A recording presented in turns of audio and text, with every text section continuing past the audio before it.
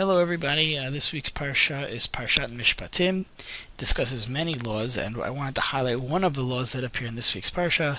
In Perek Chaf Aleph, Pasuk Tet Vav, in chapter 21, Pasuk 15, it has the law, Umake Aviv V'imo Mot Yumat. If one hits their mother or father, they should be put to death, meaning they get the death penalty for hitting their mother or father. Now, interestingly enough, this was one of the ideas we discussed this year in Talmud class.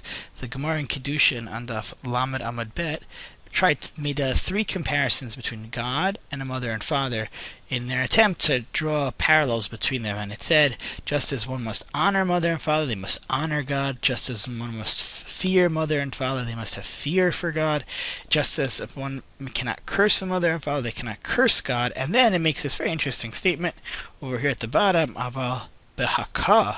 But hitting is impossible, meaning they're trying to draw this parallel between God and man, and it says that this parallel works in almost everything, the parent-child relationship and the God-child relationship, but hitting is impossible. You can't hit God. Therefore, it stops there. But there's still a concept of God and man, a parent's relationship to a child and a person's relationship to God are still similar. So I just wanted to spend a minute or two talking about this rule of Maki Aviv V'imo Mot Yumat. The Sefer HaChinuch says what is the purpose, what is the reason behind this mitzvah. He says it's to teach us that you can't raise your hand to the person that brought you into this world, and by doing that shows disrespect. So he has an interesting line here that's quoted lahalacha about, well, this makes sense if you're showing you're ungrateful to a mother and father, but let's say you're actually showing you care about them, like you're taking care of them, you're their doctor, you're trying to make them healthy for refuah. So ha'osa bo chabura l'refuah shepatur. If someone makes a wound on their mother or father for medicinal purposes, they're exempt. But l'chachila lo yasa lo refuah shemevia lechabura efshar de'acher. But it's best not to perform this procedure on a mother or father if they're going to cause them a wound, if it's possible for another person to be there. Now this is quoted l'halacha in the Shulchan Aruch and in the Ramah, that if someone, a father or mother, has a splinter, one shouldn't take it out. They shouldn't let blood from a mother and father if it's possible. And this is even though he have no intention to hurt the mother and father, you shouldn't do it. And the Ramah adds that this is only true if there's no one else there and the father's in pain. So it's interesting to note that even though a son does no intention to hurt a father, it's still we frowned upon to causing him this wound.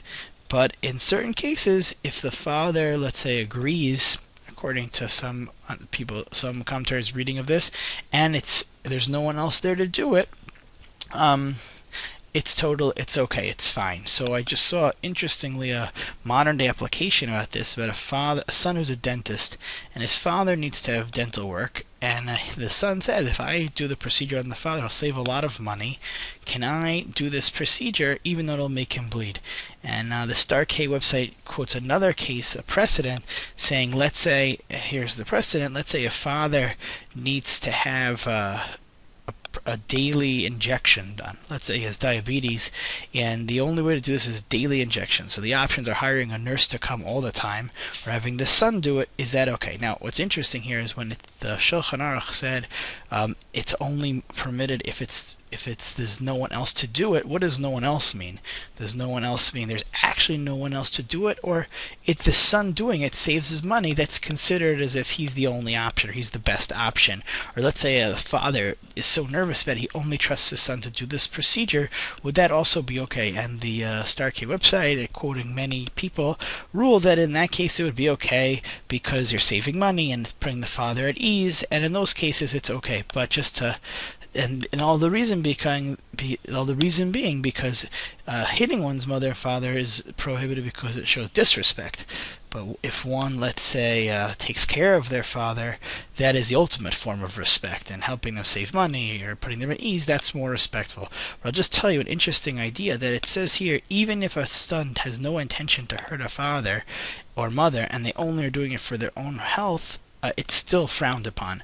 So I'll tell you, I went to Camp Morashah for a nice amount of time, and the rabbi there, Rabbi Willig, used to play basketball. And he always used to say that his sons have to be on his team because he was worried that if they played defense against him and they by accident hit him or caused him to bleed, they would possibly they'd be in violation of this rule, even though it was by accident and they had no intention of violating it. So he always used to make sure his sons were on his team. And it always also worked out for him because his sons were great basketball players and they always ended up winning. But either way, he always was cognizant and made all of his students be cognizant of this rule, that even if a son has no intention to hurt a father, they still have to be careful not to raise their hand, lest they violate the rule of Make Aviv Imo Mot Yumat,